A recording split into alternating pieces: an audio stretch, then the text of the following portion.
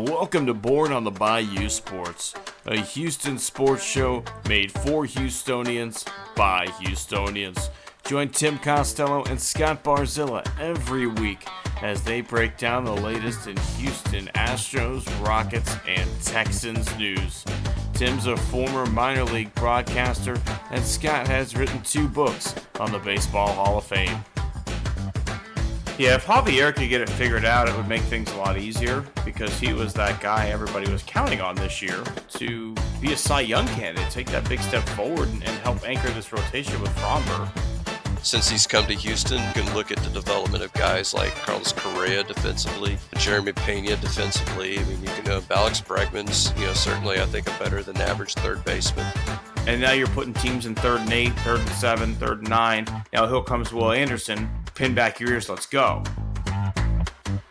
So if you're Bayou born and bred, or just like spending time in the H, sit down, relax, and stay Houston strong.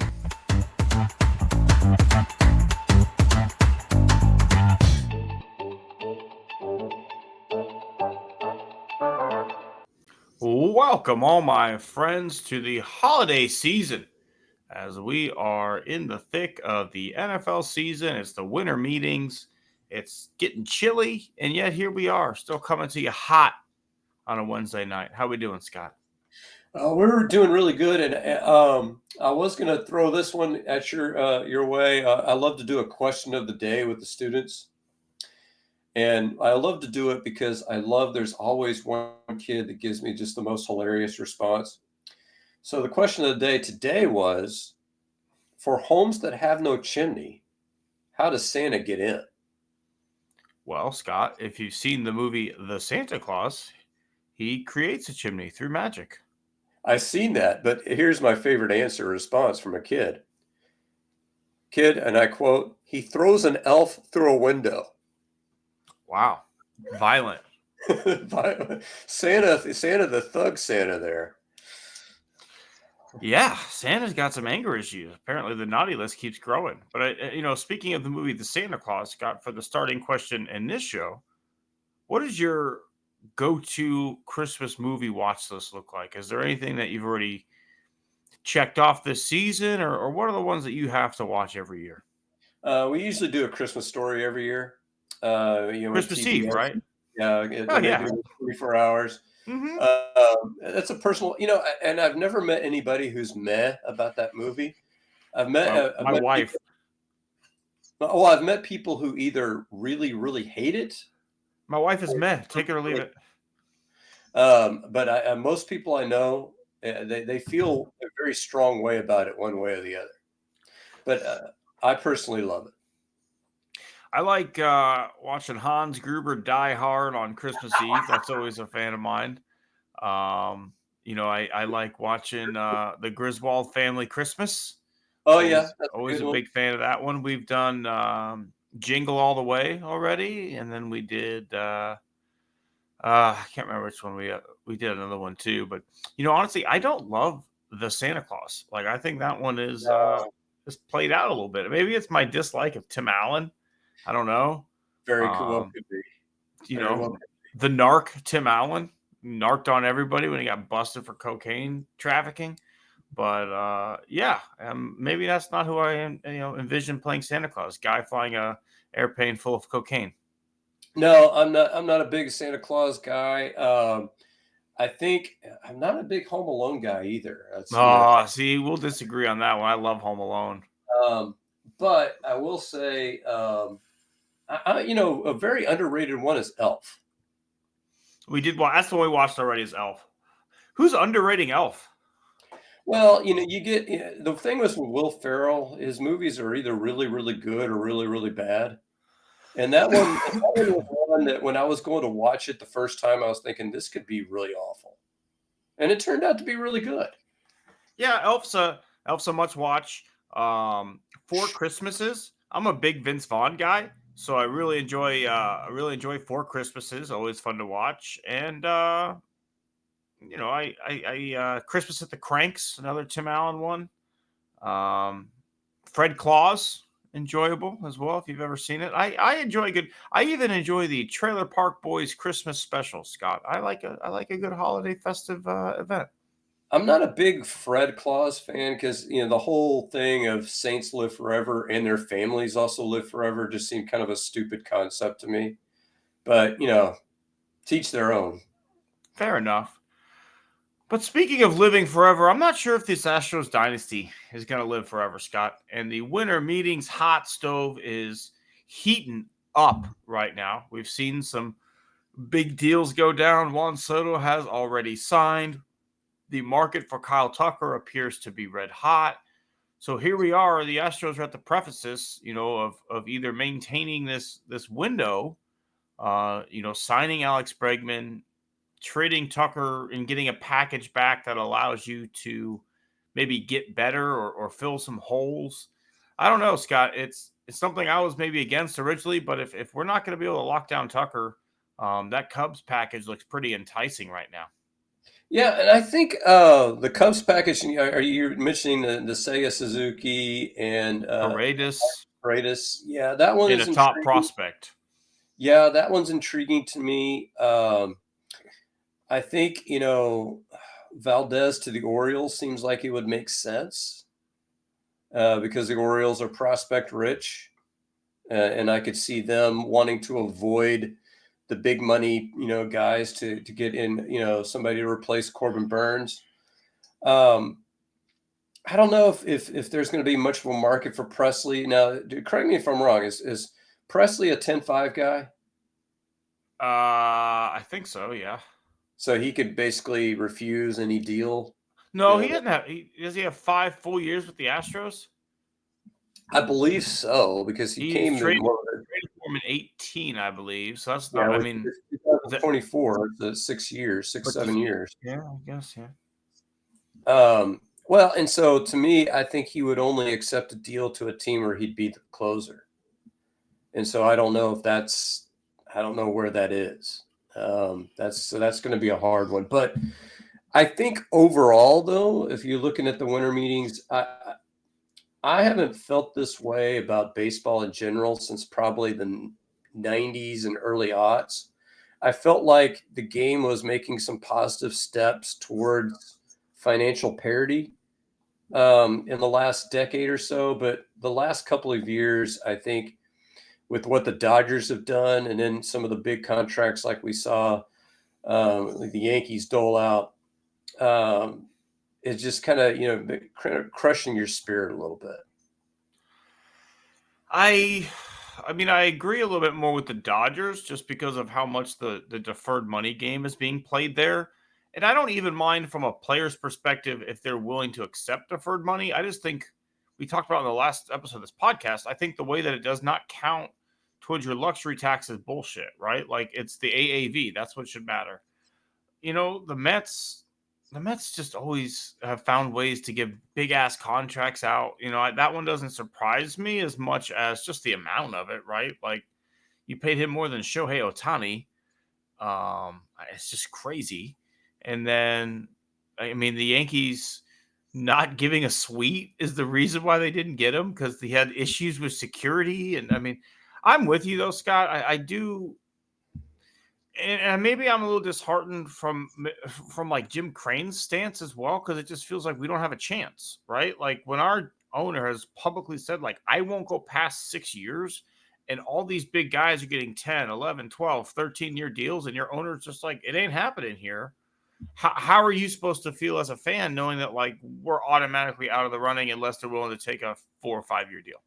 Yeah, I mean, basically the 156 million, I think, you can correct me if I'm wrong, I think is the most we've ever offered anybody. That's the 6 year 156. Yeah, I mean it's like, but it's the same AAV that Adames got, right? Like it's not like it's a crazy deal. It's just Crane won't go longer than 6. Yeah, and but what killed me was I think is the Max Fried deal. I think because to be perfectly honest, I think the Mets ended up being one of the teams to wine and dine Soto. And so that's just one of those things where, you map that shit out a year in advance.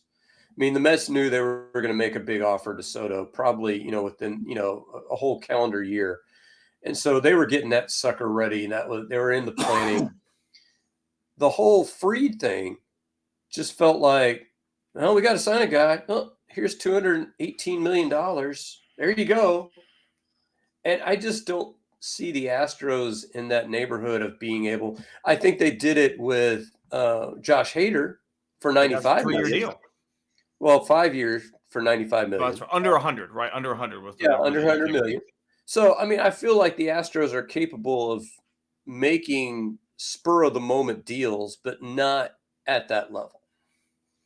No, and I think that's what makes it disheartening, right? Like, you just know this top level free agent class isn't coming here, right? Like, you have to hope to God that Alex Bregman has some sort of ties enough here that he's willing to maybe leave some years on the table elsewhere, or leave some bigger offers on the table. I don't know, but that's where you're at, right? Because you're at the end of the day, your offer is not going to be the longest.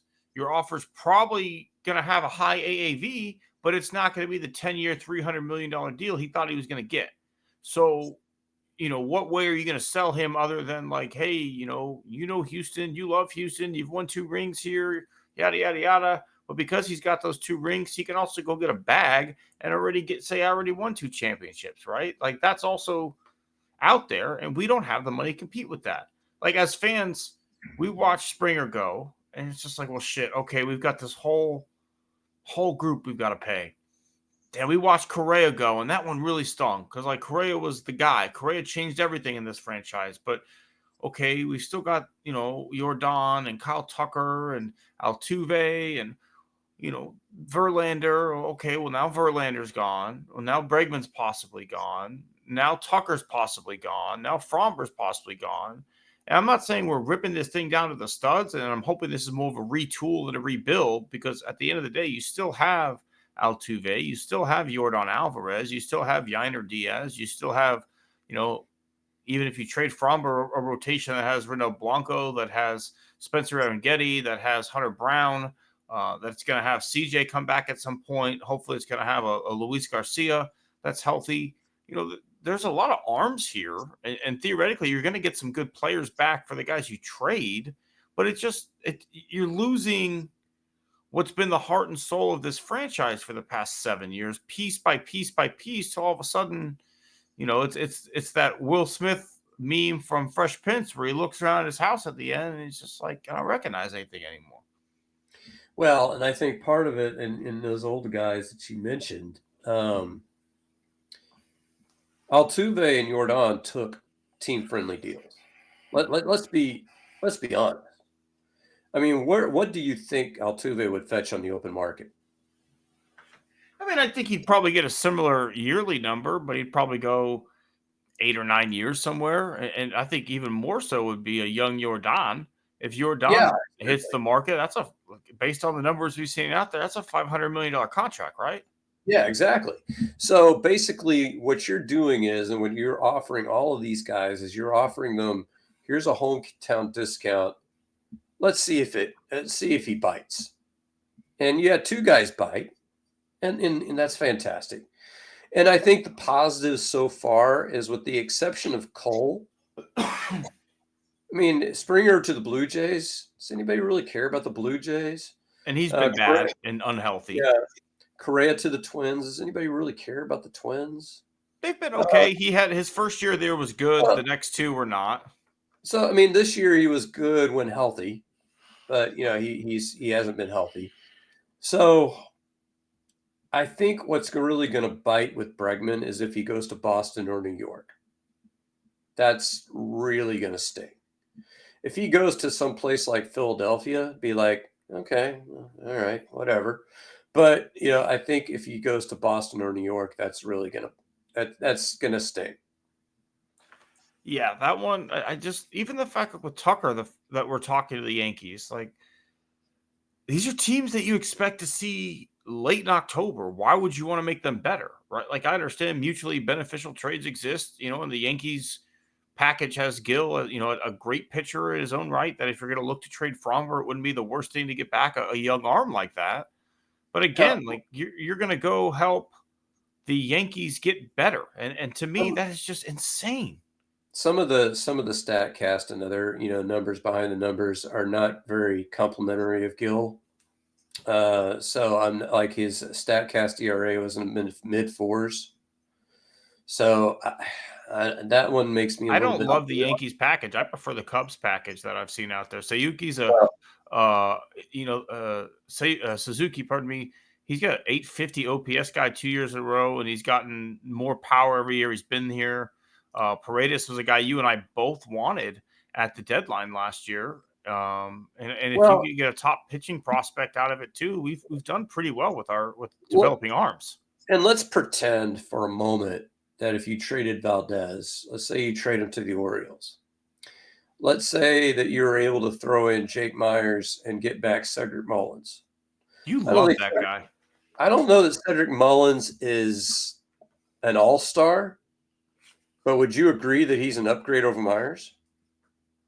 Maybe. I don't know. He had a down year last year, man. Myers wasn't great, but neither was Mullins. Yeah, but I think if you want to sit there, and this is where it's kind of the spread the wealth. Obviously, Suzuki, I'm guessing, would be your right fielder. And I think he slots in better as a left fielder defensively. Maybe so. But so you have a hole in right, but you've solved the left field hole. Paredes could be your third baseman or your first baseman. If you wanted to bring back Bregman, you could move Paredes to first base. And suddenly you're looking at a lineup that is better across the board, even though you've dealt one really good baseball player. And so you've dealt I like that package. Yeah, you've dealt one really good baseball player, and you're bringing back three, I would say, at least solid hitters. Yeah, between those two packages. And the only problem is that I don't know what arms you're getting back to replace Valdez. But we also got to remember that you're probably now the Suzuki and Paredes deal is probably going to be fairly close to even money with Tucker going the other way. And so Valdez, you might get some savings trading, and if you're able to trade Presley, maybe you've got about $20 million to spend. So, where do you go with that money? That's kind of a key question that's going to, fill in some of those blanks about, whether this team's going to compete or not in 2025. Yeah. And I think also a big question of whether we're going to compete or not is the two-headed monster of Aaron Getty and Brown, right? If those guys continue to take a step forward, right, and you've got a legitimate 1-2, because Aaron Getty was a good pitcher down the stretch last year, and Brown was dominant at times. Brown pitched well in the playoffs, and the bullpen screwed him.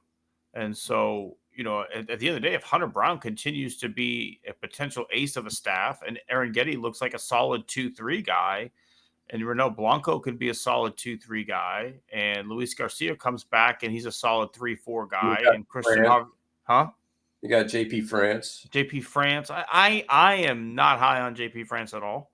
But he's an end of the rotation guy. He's a 5. And then you still got Christian Javier coming back at some point. Well, he'll come back probably second half. And then, of course, you got the ghost that is LMJ. Who knows? He might come back and win a Cy Young this year, guys. Well, I'm gonna fucking rested. If yeah, that's true. If he wins the Cy Young, I'm gonna sell all of my my yearly salary and buy lottery tickets because you might as well. But even though what's crazy, Scott, is even though he is the ghost or all that other things, he's had the injury issues. This guy creeps into the biggest moments in franchise history, does he not? Like, he just finds himself in the spotlight when you need him. Even the Game 3 start, they took the loss. Like, he's still 8 innings. If he gave you 120 innings of, let's say, 2021 level pitching, man, I would take that. Yes, I mean, if I can get 140 innings of 3.5 ERA baseball out of Lance McCullers Jr., sign me the fuck up right now. Yeah, exactly. Well, I mean, and even if you got 3.5 ERA and you wanted to sit there and say, you know what, we're going to trade Presley and we're going to make McCullers our setup guy I'm or okay with that. our relief. Yeah, give me something. Give me Yeah. something to hang my head on. I worry about him having to warm up every day, though. That's also Yeah, a worry he that would I have have. to be, he would almost have to be like your old fashioned, like your Chris Stefanski 2017 kind of guy, the guy that goes 2 or 3 innings Yeah, and maybe gets a day or 2 off in between those. maybe. I don't mind it. All right, let's take a look at the big matchup this weekend, Scott. Texans Dolphins. We were talking off air. Kenyon Green is back, but thank God, looking at the practice lineups that were out there today, he's not back in the starting lineup. Zach Thomas is looking like he's going to be the left guard this week. This Dolphins team runs the ball extremely well. A lot of movement, a lot of speed, a little bit undersized. I'm intrigued to see, with Jalen Petrie out, Aziz Al-Sayer out, Christian Harris back in, what does D'Amico Ryans have called up on defense this week? Yeah, and I think what ends up happening is Jimmy Ward plays in that Jalen Petrie role, which means that you have Bullock and everybody loves Eric Murray back as your safety tandem. We'll talk about a guy who keeps finding himself in big opportunities. Eric Murray Yeah. entered the chat. And man, that guy, he's the gift that keeps on giving. But I think what's really going to be the big key is this is an opportunity for Derek Stingley to show you why he's the 3rd overall pick from a couple of years ago. I mean, this is his opportunity. He came up big against the Cowboys, pretty much shutting down CeeDee Lamb. So, who knows? I don't know that they want to do that because they got both Jalen Waddle and Tyreek Hill. I don't know if they want to put, if they want to put Stingley on one guy, but can he shut down his end of the field? That's going to be a big question. And also, this is a line that's kind of showed, obviously, through the years, they allow some hits on Tua, right? Like, they will allow the quarterback to take some shots. So can the Texans pass rush find a way to take advantage of that and maybe hit Tua hard early in the game? I don't want to concuss him, hit him low, hit him, middle of the chest. But he is a guy susceptible to taking some big hits. You mentioned Juice Scruggs being out. I wanted to introduce a stat that I got sent to me today. So the title of the graphic here is Team Blown Blocks and Pressured Allowed. Would you care to guess where your Houston Texans rank in this category? I'm going to say we're oddly not number 1, but we're going to be like number 2. You'd be wrong. We are dead ass fucking last. Okay, so inverse. I meant number 1 in the bad way. As my grandfather used to say, we are so far in the basement, they're going to have to pipe light down to us. Because, get this stat here. The rate is 30.3%. We have either blown a blocking assignment on the run or allowed a pressure. The 31st ranked team are your New England Patriots at 25.4%. So we are 5% worse. Now, 30th place is 25%. And then you go to 22.9, then 22.8. And, we're 30.3, Tim.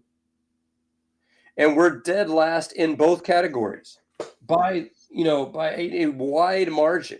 The number of blown blocking assignments on the run, 77 blown assignments. The next highest team, actually, if I'm reading this right, is the Dolphins with 60.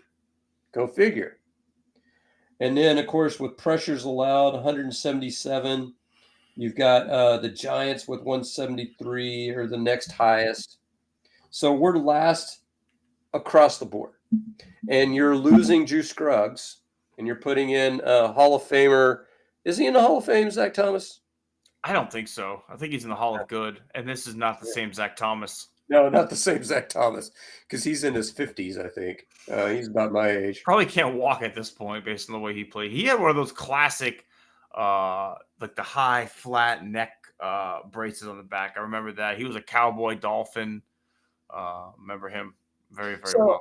my biggest thing is, and it's going to be the same, and we saw a little bit better out of the Jaguars game, but it was the Jaguars. Can this team block reasonably? Can we keep CJ Stroud clean? Because to me, if you can, you give this team a fighting chance. I mean, I think Joe Mixon, particularly a healthy Joe Mixon with a week off, to whatever bumps and bruises, are hopefully, going to be healed. I mean, we could probably count on him maybe going for 100 yards. Can CJ Stroud look like the CJ Stroud from last year? And you got to keep him upright in order for that to happen. Yeah, I expect this to be a physical game, Scott. I mentioned it earlier. The Dolphins are a smaller team. They're a little bit undersized.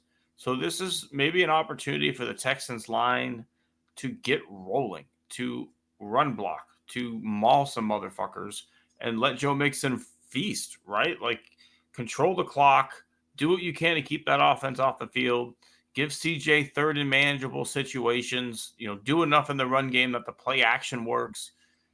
And that's what's weird to me too, Scott. We were so bad in the run last year. And it seemed like the play action game was better last year. Yeah, and the other part of it on the other side of the ball, the Dolphins love to throw quick passes. And so that's going to, if they're successful in doing that, that's going to negate your pass rush. Yeah, very true. So the question is going to be is if that's where you're missing Petrie too, right? Like Petrie is kind of one of those guys who eliminates the quick passing game by his ability to read it and jump it at the line of scrimmage or blow it up. So now without him there, I think Ward can do the same thing. I think where you're going to lose is on the back end. Like whenever Eric Murray is involved. Anytime Eric Murray is, basically Eric Murray is the X factor in a negative way. Anytime Eric Murray is involved, it's not a good sign. But the question is if Laster and Stingley can lock down Waddle and Tyreek Hill at least and give them extra second or two, then you maybe Will Anderson and Daniel Hunter can get there and maybe get, I hate to say concuss, Tua, but he doesn't do a good job of protecting himself. He does not, no.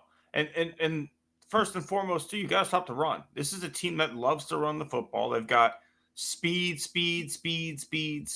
across the board with Arcane and Mostert and the other backs that they have there. They've got a stable of running backs that all seem to run like 4.2 40s. And so this team loves to run the ball. They love play action. They love to motion. It's an offense that D'Amico should be familiar with, right? Because this is another one of the San Francisco Niners coaching tree hires that has made its way throughout the NFL. So realistically, this is an offense that D'Amico should be familiar with and should have at least an inside working knowledge of how to shut it down. So, I hate to bring politics into this, but they've accused the Democrats of, controlling the weather. So is there any way that, at NRG that they can, maybe make it 34 degrees? Not if you want Texans fans to show up. But, that's if you want to beat Tua, it seems like the best way to do it is to make it cold. Yeah, it doesn't surprise me that the team from Florida doesn't play well in cold weather, Scott, oddly enough. My game doesn't necessarily translate in cold weather either. So, I no kidding. You hit one thin and you feel it for about 3 holes.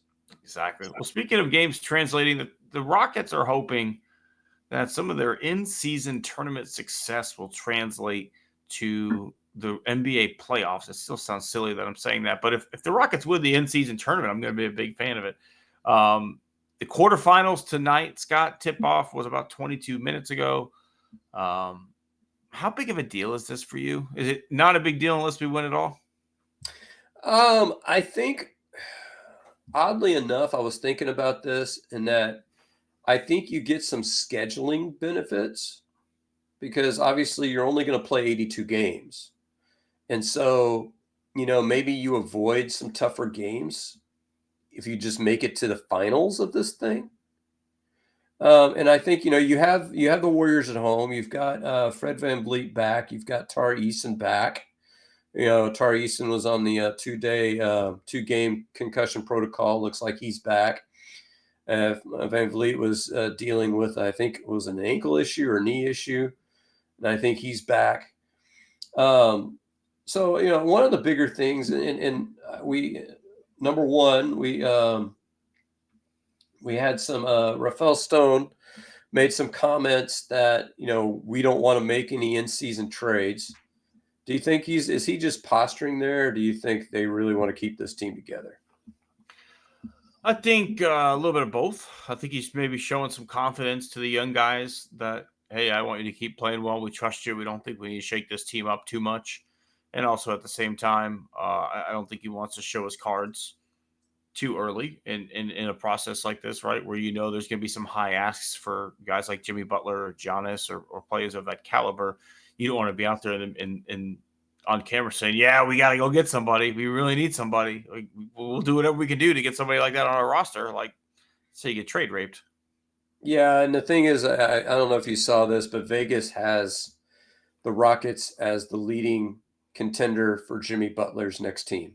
That means nothing to me, though, Scott, because like even when he was a free agent years ago, the Rockets were listed as a team that he was favored to go to because he's from Tomball and all that other stuff. But like, if you ask Jimmy, he doesn't see himself as a Houstonian. He could care less about coming to play for the Rockets. Like, I don't know if Stone wants to bring a personality like that into this locker room. I don't know. I don't see that happening. I see a perimeter shooting role player being the move that they go get. Like, they've already got a big banger in Steven Adams that they can put in when they want to play that way. They just don't have a guy. They need like JJ Redick. They don't need a star. They need a guy like JJ Redick, who like if he's open, he'll knock it down. Like, you hope that Reed Shepherd can grow into that guy, but you can't bank a late playoff run on a rookie becoming that guy this year. And if he does, awesome. Now you have two. The problem I have, though, the biggest problem I have with Butler, and I don't know that, personalities, you never know about these things, right? It was the same thing with the Texans bringing in Stephon Diggs. There was a lot of question marks about, the personality, and it turned out to be personality a fit. My biggest thing is he's 35 years old. And so to me, it's the same thing with Kevin Durant. Take all the other crap aside, I don't see even a superstar pulling this team to an NBA championship this year. I just don't. I think this is a team, who I'd compare them to is OKC from last year. OKC last year, they go in, they win, they have the best record in the West, and they laid an egg in the playoffs. Why? Because all their guys were young and didn't have any playoff experience. And I see the same thing happening probably with this Rockets team. I think they have the talent to probably get to the second round of the playoffs, but I don't see them having the stones and the veteran leadership to get them all the way to, say, the conference finals or the NBA finals. See, I am in a similar view, but slightly different in like the way I compare this team. Like you're comparing them to a team that you think, the young players have the potential to grow, right? Where like I look at this team almost like the year that the Clippers were a feisty like 8 or 9 seed right before they got Kawhi and Paul George, right? They were like just above 500. They had a bunch of real tough hustle players. They had Pat Beverly, they had Montrezl Harrell, and then adding those stars was supposed to put them over the top, right? And I think the Rockets are maybe a little bit better version of that. I don't think they're a 500 team anymore, but I do think there's not marketable star power in Houston, right? Like, you've got guys that are getting paid star money. You've got guys that are close to max deals, or Dylan Brooks making fat bank, Fred VanVleet making big time wads of cash. We're paying Jalen Green, we're paying Sengun. But again, like, if you were to put prime Melo on this team, You're like, Yeah. okay, now we're cooking, right? Like you need that big time guy that just everybody looks at when they walk in the building, like, he's gonna be a problem tonight. Gonna have to deal with him, and that's just like But for the Rockets to win, you got to play a really good game every night. Or sometimes in the NBA, like you don't have to always play a good game, but you're star did enough for you to win. And the Rockets' star players just aren't good enough to overcome off nights from other players. no, I see this team as probably somewhere in the 45 to 50 win plateau, somewhere around Yeah. there. I think the problem is, like we mentioned last week, that James Harden was a great pickup, despite the fact that you didn't win any NBA titles. But what made James Harden a great pickup was that he was 25, 26 years old when you got him. And so you get Younger than that, he was like 24. 7, 8, 9 years, 10 years of a guy. To me, who is that young star that you can put around this team that gives you like a 5 or 6 year championship window? Because the thing is that, and that's where I think the Nets made the big mistake. The 76ers made the big mistake, when they were going after Harden, Yeah. is that they were thinking, okay, this is our year, and it didn't work out. And of course, Harden forces his way out. But to me, you don't need a guy that 2024-25, this is our season, and we're going title or bust. I don't think that's the bar for this team right now. And I think, Scott, if you look at the successful teams in the NBA outside of the Lakers bubble championship, that mentality doesn't really work, right? Like getting a collection of stars together for a year or two and saying, okay, let's go get a championship just hasn't really been successful. The Nets did nothing. The 76ers never really advanced very far. The Suns, when they went and got Durant, were not the team that they thought they were going to be last year with Durant and Beal and Booker and everything that they had. They didn't win a title with Paul and Durant and Booker. The Warriors had a sustained success with a core group of players. Um, the Heat, yeah, they came together, but it was for a sustained period of time. It wasn't a trade everybody away to get this guy here and have nothing left either. These guys signed as free agents, and you still had some playing, some chips to play with to bring in talent, right? When you go trade the farm for a guy for 2 years, you've destroyed your roster. That's what the Rockets can't do, right? Like you're absolutely right. Like this is not a all-in year. Like everybody's still really young. You've got 6, 7, 8 years to really grow and build this thing. You don't go trade for a 35-year-old. You trade for a 25, 26-year-old who you think is going to be the next best thing. And okay, let's add him in here. And that's the main thing for me. Like the thing I didn't love about the Stephon Diggs trade wasn't the personality of that. It was another older wide receiver. We don't need another old guard. We don't need another old injury-prone forward in here. We need a young, legitimate star who's being blocked because he's behind another star, the way that James Harden was, right? Or you've got 3 really good players. You can only pay 2. Okay, we'll take the third. But those situations, like OKC was so fucking stupid for that. Those situations don't happen every day. Yeah, and I think the team that I would point to, you pointed to the Warriors, which I think is a good example. To me, the better example is the Nuggets, because the Nuggets, they only have one title, but they were building towards that for years. I mean, they were putting together, they were adding pieces, and that's what I think. Same for Milwaukee too, right? Yeah, but people don't understand about the Harden era is that we went through iterations. We went through, okay, we're going to pair him with Jeremy Lin. Okay, that didn't really work out. Okay, we're going to compare. Well, the Jeremy Lin, he was already there, and then went and got him, right? And then it was Dwight. We're going to compare. We're pairing with Dwight Howard. Okay, well, that didn't really work out. Okay, now we're going to try Chris Paul. That worked really well. Should have gotten you a title, didn't. And then, then of course we tried Russell Westbrook, and that was the end, basically. But the whole thing is that you've got to have that 6, 7, or 8 year run where it's like, we talked about the Astros starting in 2015. They had to figure out, okay, we need to add some veteran leadership. And, each title team, if you want to include the teams who've gone to the World Series, has looked a little bit different. because teams always do. Yeah. You're never going to have the exact same roster year in and year out, right? Like guys like a Chris Stavinsky come and go, or Brad Peacock come and go, or Charlie Morton, or Garrett Cole, or Verlander's come and gone. These guys will become part of the roster. They'll, Josh Reddick will make you fall in love with him. He'll become synonymous with the city of Houston and the sound of woo. But at the end of the day, he's going to move on, right? And that's part of what the Rockets have to realize. However, when you bring in a guy like a Harden, when you did, you have opened the window for a sustained period of time, right? Like you've got a pretty good basketball team here. Like we are playing pretty good basketball. We're playing watchable basketball night in and night out, right? Like that's first and foremost. Like this team is fun to watch again. You feel like they have a chance to win most nights that they tip it off.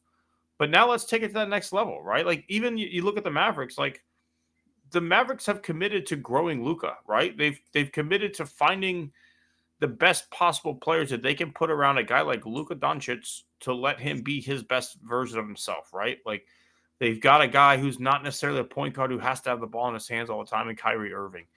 They brought in a fantastic spot-up shooter in Klay Thompson, right? Because you know that Luka loves to drive and dish. You've got a really good pick and roll center that changes what Luka's able to do, right? Like as time goes on, they've added piece by piece by piece around Luka and made this a team that fought for an opportunity to play for an NBA championship last year. They came up short, but it's still a team that a lot of people should be scared of because Luka Doncic alone gives you a chance to win every night. Yeah, and I think you were spot on with the whole OKC thing kind of falling in our lap because the guy that I think most people had pegged was Donovan Mitchell. And, kind of hoping that, he didn't like Cleveland, kind of hoping, okay, things are going to blow up and he's going to want out. But then he ends up signing a max deal, and that's kind of off the table. And so really the Rockets are left in that mode of, well, let's see what falls in our lap. And right now, I don't think that guy's out there. I don't think we know who that is yet. I don't know if he is either, Scott, but I prefer to be in the mode of let's see what falls into our lap as opposed to let's force something. Because the Yeah. one thing that Morey was able to do at that point was he never did force anything, right? Like Morey slowly rebuilt this team going 500 every single year, slowly flipping point guard for a different point guard at a pick and then flipping that point guard for another pick. And then next thing you know, you've got, 3 first-round picks in the same draft.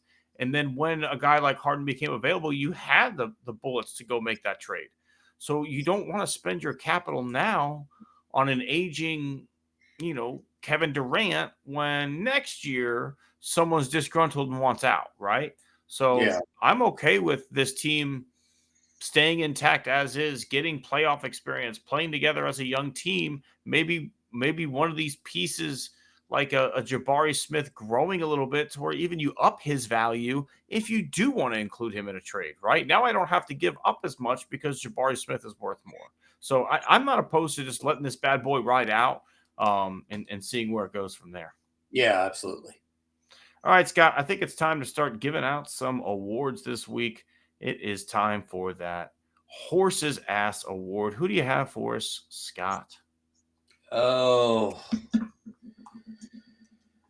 let's see where I want to go with this one. I think, the big.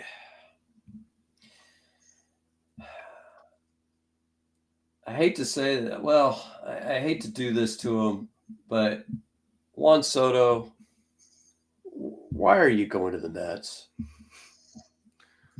What are we doing? Yes, they paid you a bag, but it's not like it was $750 million versus $500 million. It was 765 versus like maybe 760 or 750. Were we really going to turn down the Yankees for over a suite? Is that what I'm hearing? Because we all know how this is going to turn out. Everybody knows how this is going to turn out.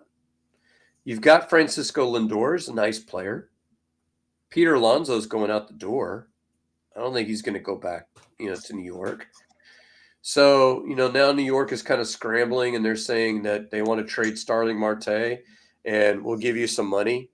to if you want to take Marte off our hands. I mean, I'm intrigued at that. Yeah, sure. But the whole thing is that do we really think that the Mets are going to be a consistent contender? For the next like 3 or 4 years, I do. I think they've got enough good young talent, but I don't think for the length of that contract they will be, and because of that contract, they're not going to be. But the thing is that if he has accepted the same deal from the Yankees, I don't think there's any period in Yankees history where you've had that kind of sustained suckage. I think if you go back to like maybe 1965 through the mid 70s, they weren't that great. But other than that, since 80s, early 90s weren't great either. But they weren't great, but they were competitive. They were always in the hunt. And so, I mean, you'd have to go back to 1919. I mean, this is a team that won 27 world championships between 1920 and the end of the century. I mean, it's just an unbelievable amount. And yeah, they haven't gotten to the ultimate prize, but see, the Yankees are always going to be the Yankees. They are, but if the Yankees signed him, they wouldn't have had I don't think a late period of suck though, right? Like I think this will hurt the Mets down the line. I don't think it would have hurt the Yankees as much because they already have so much talent signed, right? That's what I'm saying. That's kind of what I'm saying is that your chances of winning with the Yankees are always going to be higher. And if he had signed with say the Dodgers or even say the Dodgers would have pissed everybody off, wouldn't it? Oh God. Just everybody would boycott baseball. But like say the Phillies. The Phillies feel like they're, going to be constantly in the hunt because they're constantly spending money. The Mets had just been a dumpster fire since 1986. I don't disagree. It's not a franchise that you can count in a playoff berth year in and year out, right? But I don't know. Maybe they're hoping to change that now. You got a billionaire owner who does not give a shit about making money with that team. So, I mean, at the end of the day, if he's going to keep spending above the luxury tax threshold, cool, do it, go for it.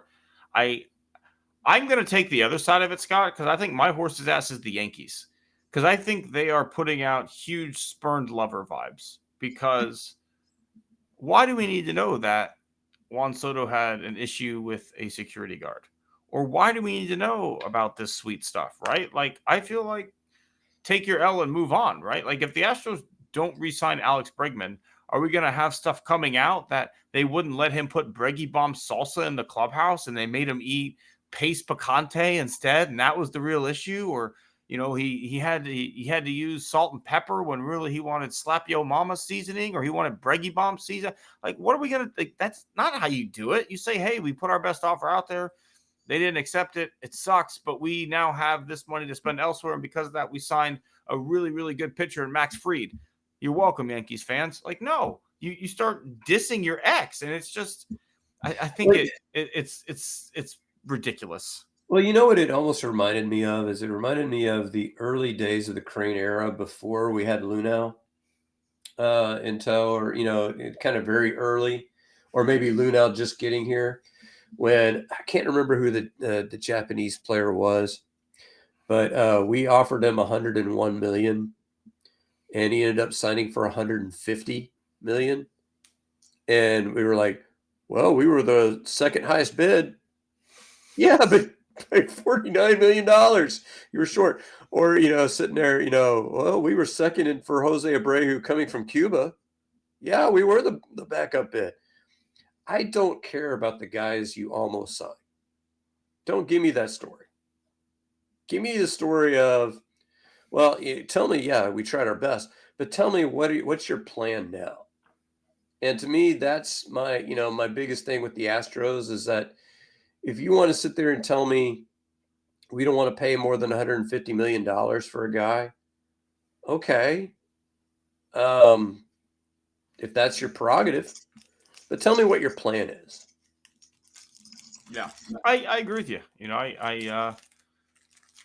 It's frustrating. It's certainly frustrating. I don't want to say a minor horse ass for Jim Crane for the things we were discussing earlier. Where like some of these big guys, you just don't feel like you ever have a chance, right? Like you are a very, very wealthy man, dude. Like, pay the luxury tax. Why, like, we see how much money this team makes. It makes the money.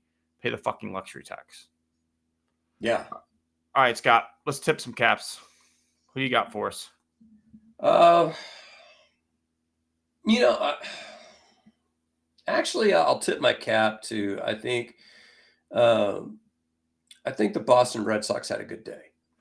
I don't know if you saw what they pulled off. To me, I would much rather trade for younger talent. They got Garrett Crochet.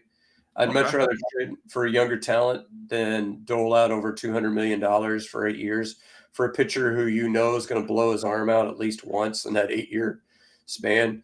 You know, and to me, if they turned around, if they signed Corbin Burns, that's a pretty sick pitching staff all of a sudden. So I feel like, you know, the Boston Red Sox had a good day.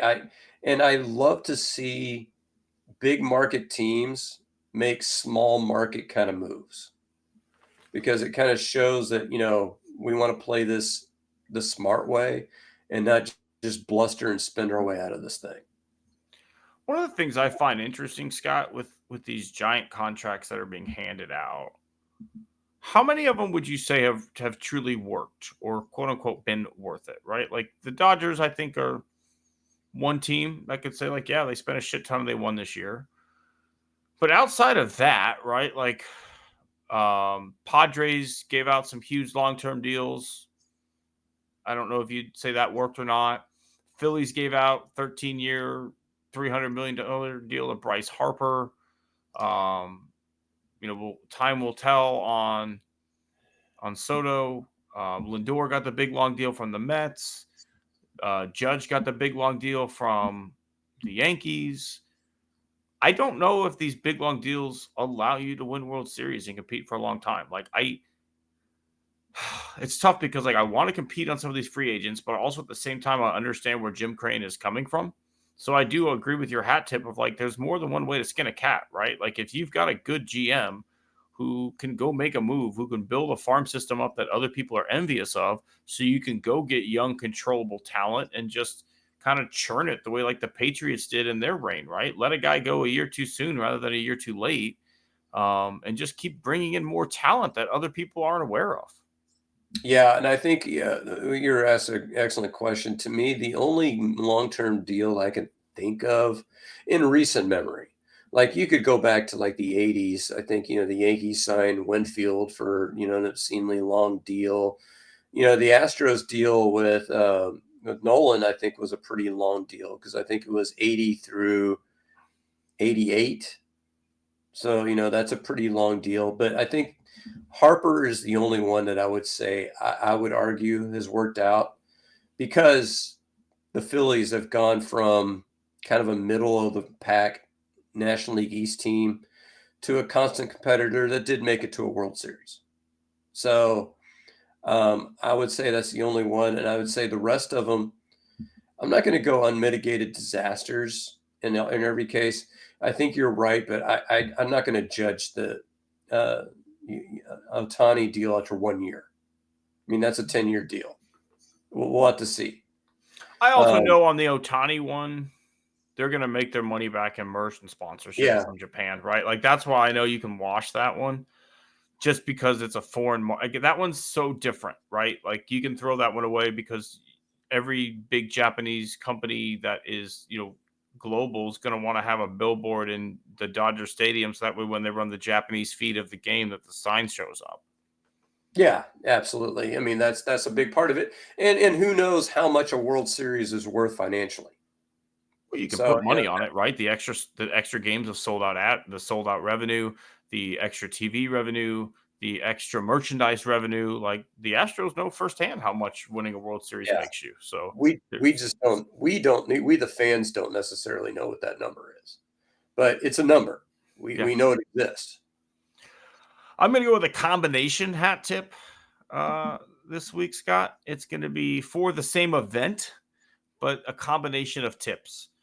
First and foremost, it goes to the wife for what always just seems like to have the amazing ability to pick out just the best seats in a venue for the best price, right? Like, even though we don't always spend, orchestra, front center orchestra prices, we always end up with just a great view of the stage. So we had our first show of our Dallas Broadway season tickets on Saturday, and I don't know if you've seen it yet or not, but Shucked was our first play. And I can't tell you, Scott, I laughed out loud, audibly, obnoxiously 10 to 12 times. Like, that was one of the funniest plays I've ever seen in my life.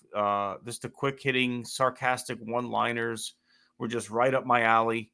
I had the hearing impaired earbuds in, so I could hear all the jokes. It was a wonderful night.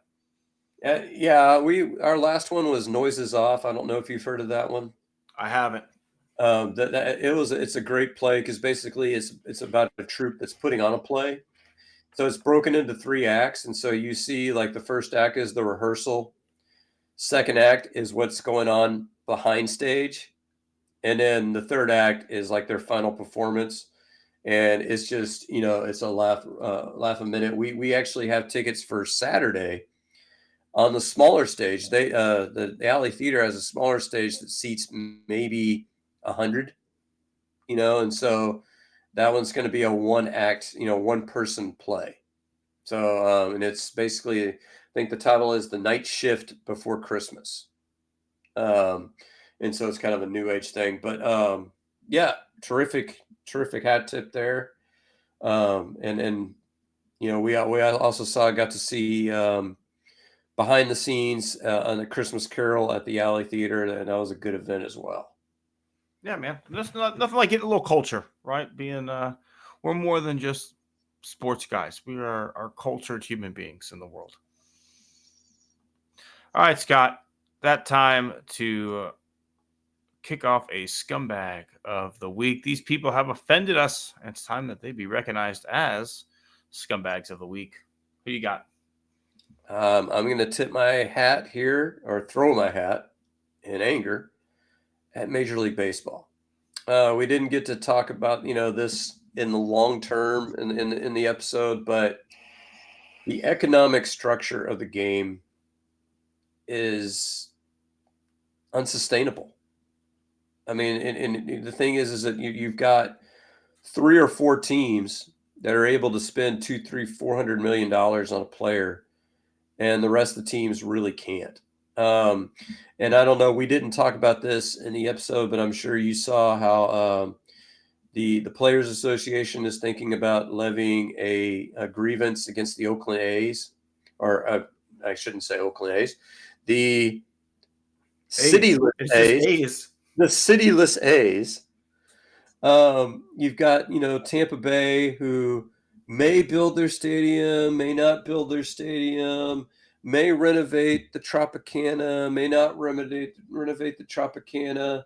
So they may end up being homeless for the next 3 years, playing in a minor league stadium. I can't believe this is where we're at, Tim.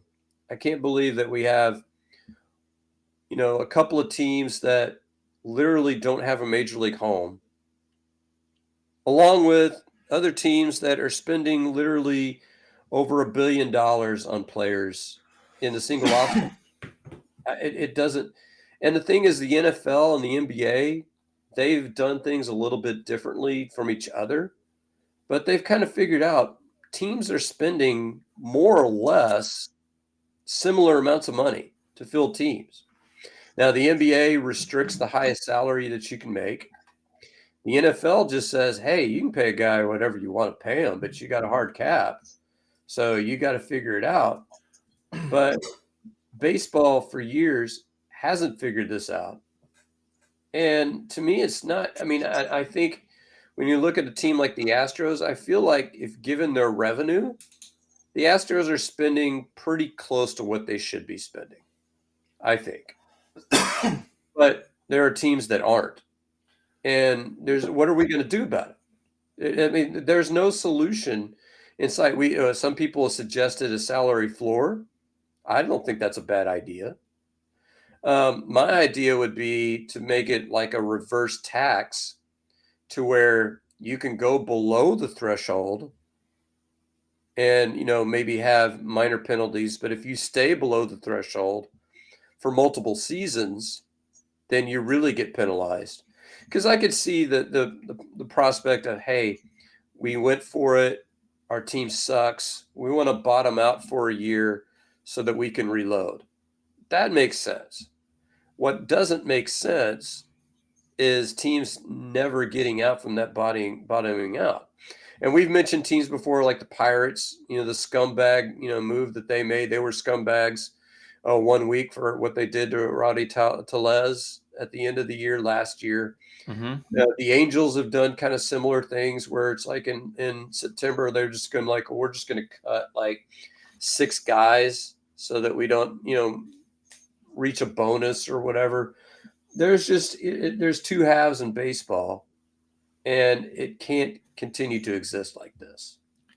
I don't want to hear anyone tell me that baseball isn't America's game when this game breaks out just like the wealth of our country is, right? You've got like 3 or 4 teams that can spend whatever they want and can do whatever the fuck they want. You've got some other teams at the Astros that are doing okay, middle of the road, spend where they should, stay within their means, compete.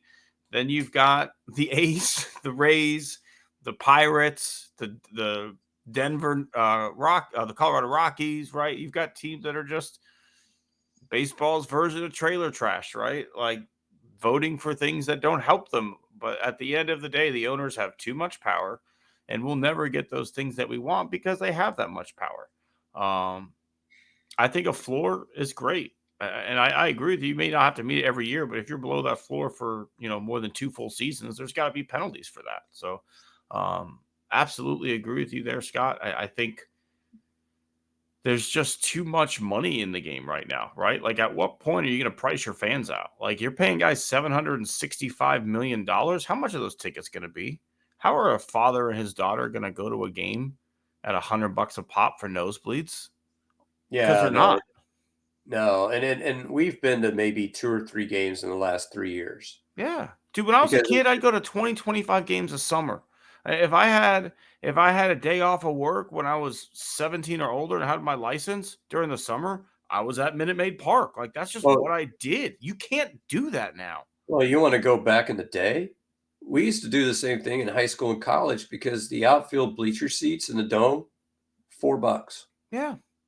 I mean, yes, inflation happens, but to me, you ought to be able to get a seat for 10 or $15. I I don't agree. think that, but you can't, and in baseball, we've talked about this before. We talked about this last week where, why don't we have like a home run channel or, a red zone equivalent?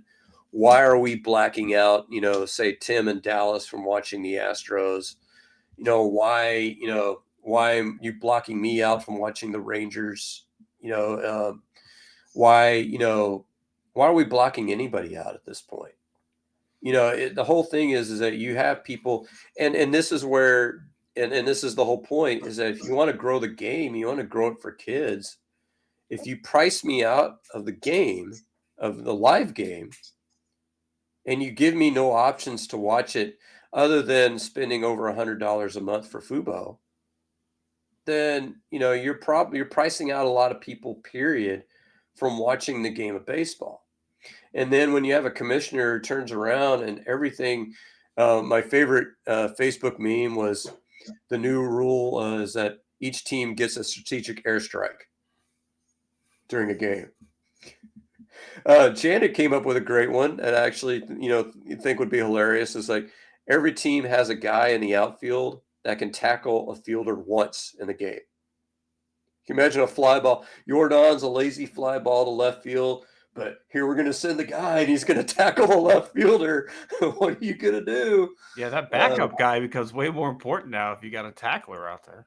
Yeah, but the whole point is that we're suggesting these asinine rules changes when really all that needs to happen is we got to make more teams competitive and we have to give more people the means to watch it. Period.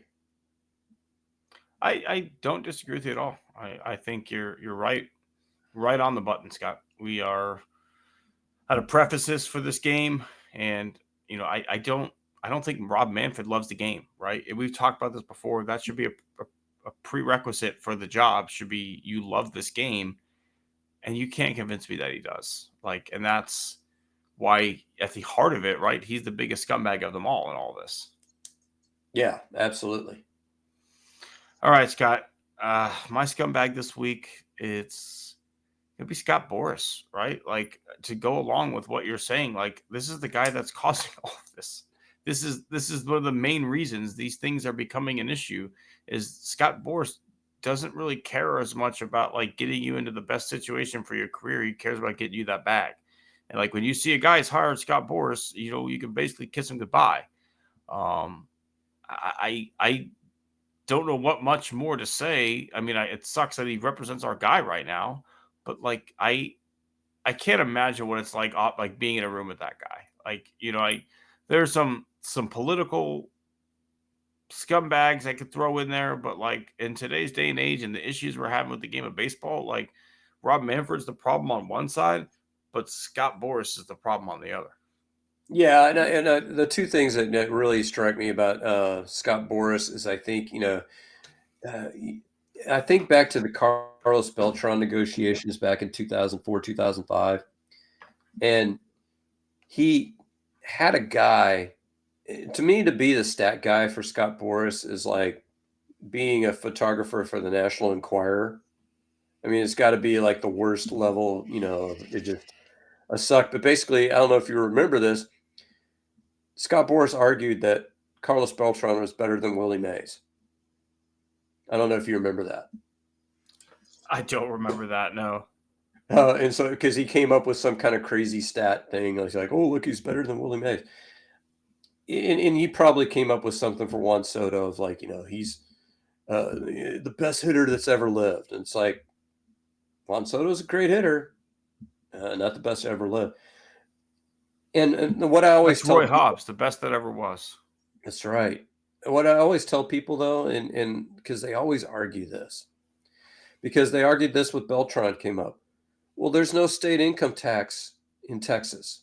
Why is he signing in New York with a high state income tax? And my answer is because Scott Boras can live anywhere he fucking wants. He can live in a state without a state income tax. And the 10% that he gets, from his agent's fee, he can spend it anywhere he wants. So he doesn't care. He takes his 5% off the top. And that's what kills me is that if Bregman ends up getting his $200 million, that's $1 billion that Boras is basically signed for 2 baseball players. And he gets 5% of that. That's $50 million. I mean, that's just insane. And then I don't even know who his other clients are. You could probably, get it close to maybe 1.5 billion when you count all of his clients together. Kikuchi was his guy too. That's going to end up being $75 million in agents' fees. Yeah, not a bad day at the office, huh? No, I'm not sure his charitable donations are high though, Scott. Oh, I'm sure they are. And I've heard him speak. He's an engaging speaker. He's full of shit, but he's an engaging speaker. I mean, he's an entertaining guy to listen to. It's, as long as you kind of suspend disbelief and kind of check your facts at the door, he's a great guy. All right, Scott. I think that's going to be it for it. I don't want to talk about Scott Boras anymore. So I think we're going to wrap it up this week. A little bit of a shorter episode, but we appreciate everybody who tuned in, and we look forward to seeing everybody back again next week on Born on the Bayou Sports. We'll see everybody next week.